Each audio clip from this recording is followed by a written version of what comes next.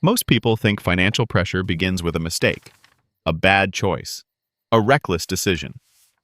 But for most Americans, it doesn't start that way. It starts quietly, with normal responsibilities. A mortgage payment that shows up every month. A car loan that feels reasonable when you sign it. A few credit cards you've had for years. Nothing about it feels extreme. Nothing feels out of control. Each bill makes sense on its own. Each payment feels manageable by itself. You pay one, then another, then another. The problem is not one bill.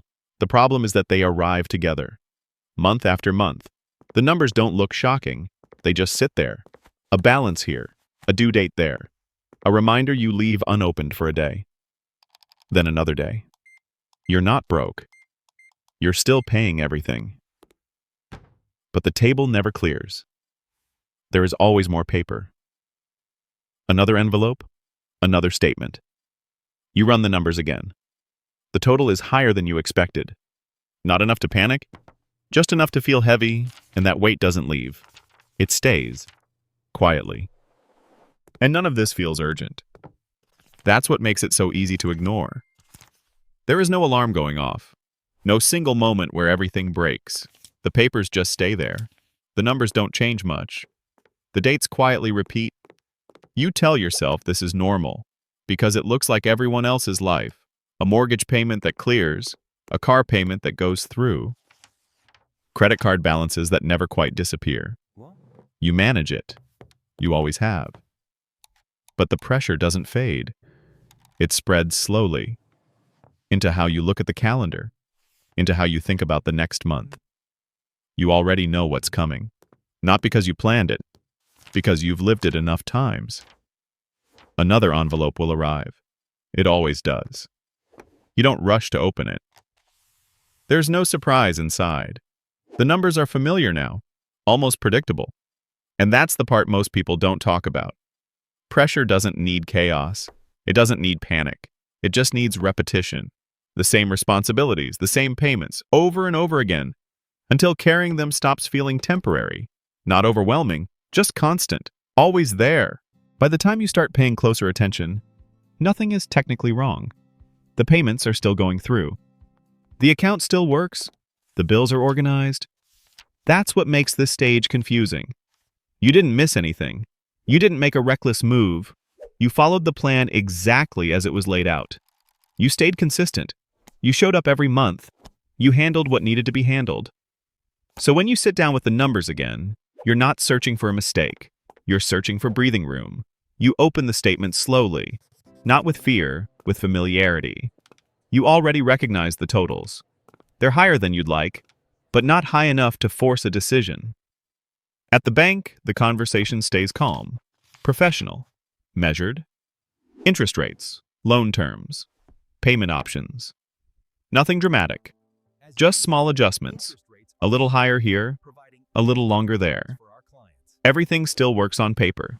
You listen, you nod. You don't commit to anything yet. Back at home, the documents spread out again. Different room, same feeling. You separate the papers into piles: mortgage, car loan, credit cards. You try to look at them individually, but they don't behave that way anymore. They overlap. They compete for the same space. They arrive on different days, but demand attention at the same time. A notification lights up your phone. You don't open it immediately. Not because you are avoiding it, because you already understand what it represents. Another update. Another reminder. Another confirmation that nothing is changing fast enough. You glance at the calendar. The dates are already marked. Not with plans, with obligations. You sit with the numbers longer than before, not trying to fix them, just trying to understand their weight. There's no obvious solution in front of you, no single adjustment that makes everything lighter. Each payment still makes sense on its own, but together, they leave very little room. Room to adjust, room to breathe, room to absorb anything unexpected. And that's when the pattern becomes clear. This isn't about one decision, or one loan. It's about how everything fits together now. and how tightly it's all packed. By the time you're sitting across that desk, you're not expecting good news. You're not expecting bad news either. You're just expecting math. Rates, percentages, timelines. Everything explained calmly, professionally. No one is rushing you. No one is pressuring you. And that almost makes it harder. Because nothing feels urgent enough to push back against. The numbers are laid out clearly. You can see exactly how they work. A higher rate? A longer term. Smaller changes on paper. Bigger consequences over time. You don't argue with it. There's nothing to argue with. This is how the system works now. So you gather the documents. You don't sign anything. You don't walk away either.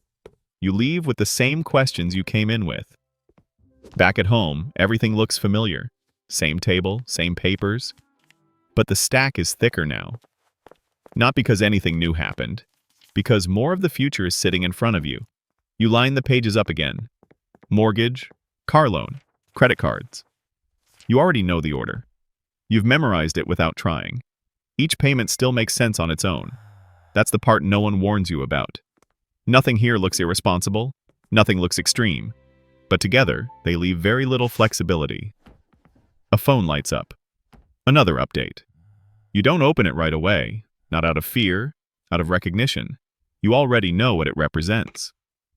Another confirmation that the margins are thin. You look at the calendar again. More dates marked.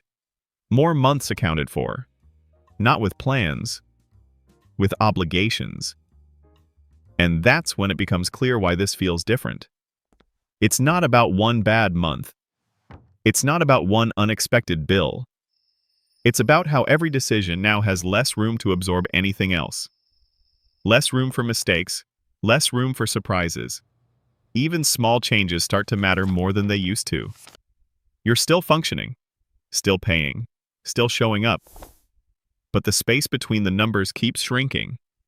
And once that space is gone, everything feels heavier, even when nothing has technically gone wrong. By the time the house gets quiet, nothing has changed. The same table is still there, the same papers, the same numbers. Only the light is different now. You don't feel rushed, you don't feel panicked. You just feel aware. You look at the stack again, not to solve it, not to fix it, just to understand how much of it exists. One document doesn't mean much, neither does the next one. It's the total that matters, the thickness, the weight. You place the calculator on top again, not to calculate anything new. You already know the result. You've run these numbers enough times. They haven't surprised you in a while. The phone lights up briefly. You don't turn it over. You already know what it represents. Another update. Another confirmation. Nothing urgent. Nothing wrong. Just more information you already expected. The calendar sits in the background, quietly full. Weeks accounted for. Months spoken for. Not with plans, with responsibilities. You lean back slightly, not exhausted, just tired in a specific way. The kind of tired that comes from carrying the same thing for longer than you planned to. Someone places another envelope on the table. It doesn't land loudly. It doesn't demand attention. It just joins the rest. You don't open it. There's no need to. You already know what kind of envelope it is. You already know where it will sit. Right there. On top. Waiting. As the night gets later, nothing clears. Nothing resets. The stack stays exactly where it is. You rest your hands on the table. You're not overwhelmed. That's the part that's hardest to explain. You're still functioning, still paying, still keeping everything moving. But the space between obligations is gone. There's less room to adjust, less room to absorb anything unexpected. Even small changes feel heavier now.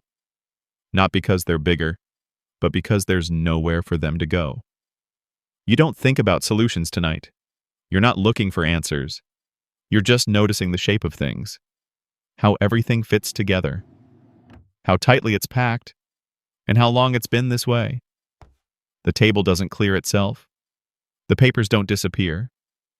They wait. And tomorrow, they'll still be there.